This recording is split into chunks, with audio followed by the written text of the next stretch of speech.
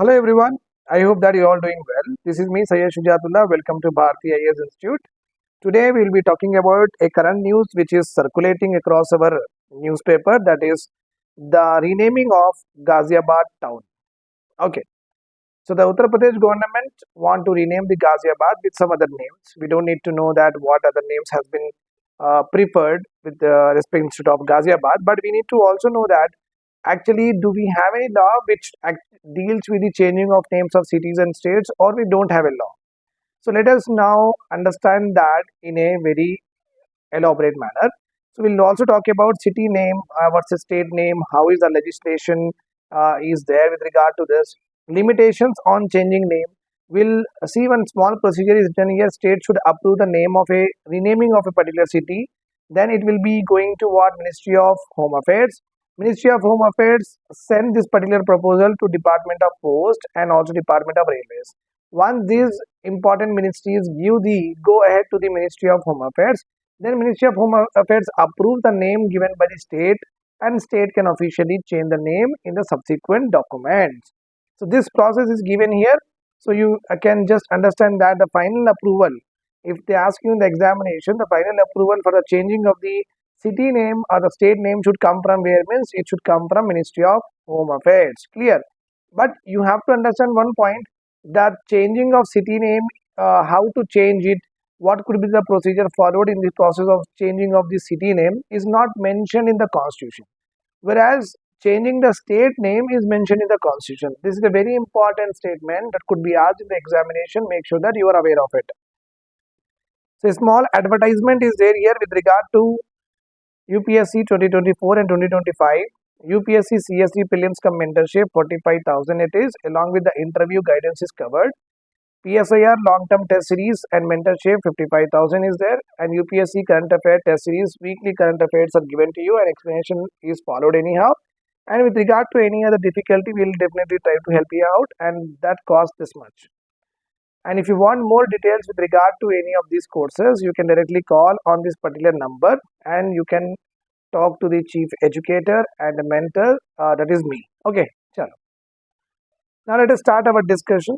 I'll just change the ink with the visible one to you. How states select city names. So whenever a state want to rename a city or want to give a new name to a particular city, so basically they do with the help of revenue codes. Revenue codes are nothing but a revenue circle will be there. Nothing but you can understand that a area which is what designated as a separate revenue area from that particular area will be specifically governed by one particular revenue officer, which we call it as revenue divisional officer, which is he is nothing but state group 1 officer, RDO we say. So he will be having a big area under him. So he will be responsible for generation of revenue in that particular area. That's why our state is not only divided on the basis of administration, okay, that is into districts, but every state is also divided on the basis of revenue also, revenue areas also. So we call it as revenue circle. Means it could be 3-4 districts together also, it could be 5-6 districts together also. So state is not only divided on the basis of district for the administration purpose, but the financial aspect purpose, they are divided into revenue circles. So basically the names of the cities are given on the basis of revenue codes, okay, and certain provisions we will also take in the revenue area. And apart from this, in 2005, the Ministry of Home Affairs, they have also given some guidelines in the year 1953 on how to change the city names. Whereas the same has also been issued in the year 2005 also. Okay, 1953 they have given it, and it is again issued in the year 2005. And according to this particular guidelines only, the state should do the renaming or giving a name to a particular city. When they were giving a guideline now, they have clearly mentioned that, okay, exception is given that one can also resort to ancient names of that particular area. Ancient names. This is where the yogi government, okay, of Uttar Pradesh is taking the exception and changing the names of the cities and saying that whatever the Mughal related names are given to the cities, no, actually in the ancient, in the IVC period or in the Guptan period or in the Mauryan period, these places were called differently.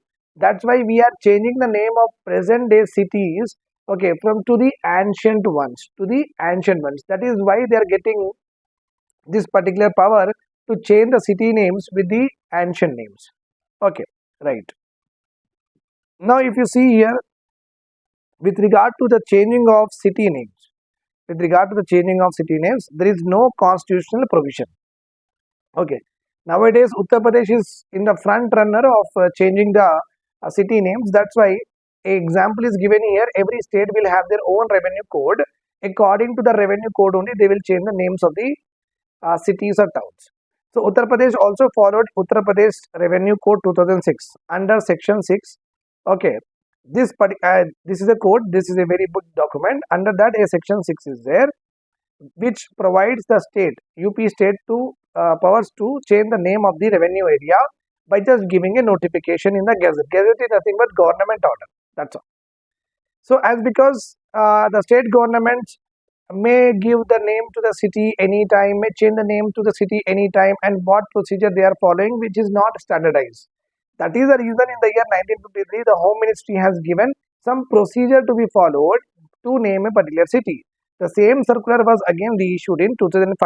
Now, at present, any state who want to change the names of the city or districts whatsoever, they have to follow 2005 guidelines given by Ministry of Home Affairs. So, with regard to the change of city name, no constitutional power is there, but on the matters of land, state governments are having sole autonomy. So, state governments, one of the subject is what? Under the control is land. So, no constitutional provision is there with regard to changing of city name. Every state will have their own revenue code, and according to that particular code and sections only, they will change the city name. As because there is no standardization, the revenue home ministry has given what? Some guidelines in the year 1953, later on in the year 2005. Now, limitations to changing name. Very important, my dear students, please listen to them carefully. Limitations.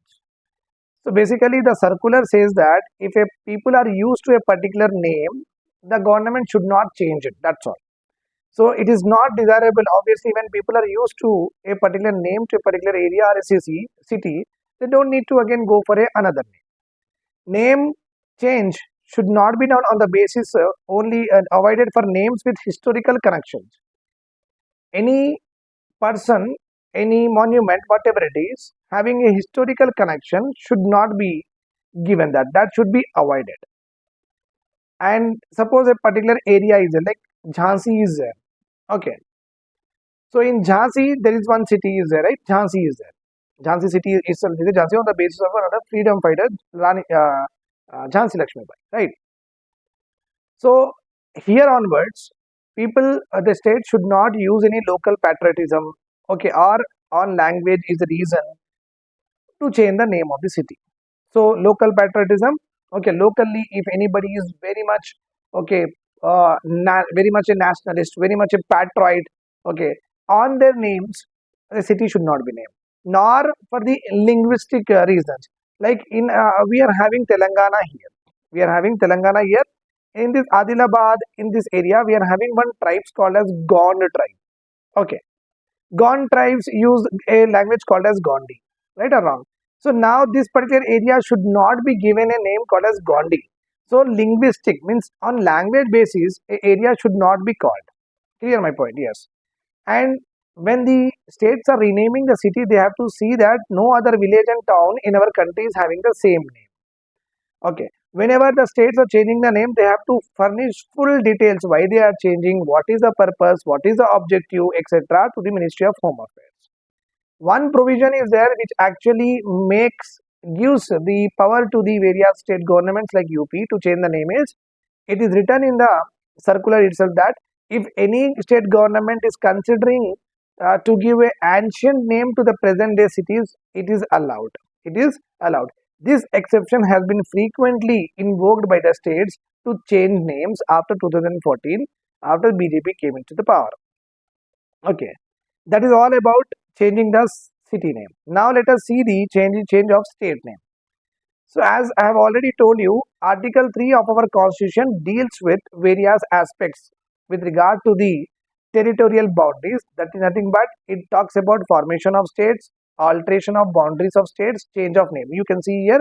So there is a proper article is inserted and proper procedure is there with regard to change of name of a particular city of a state, not city.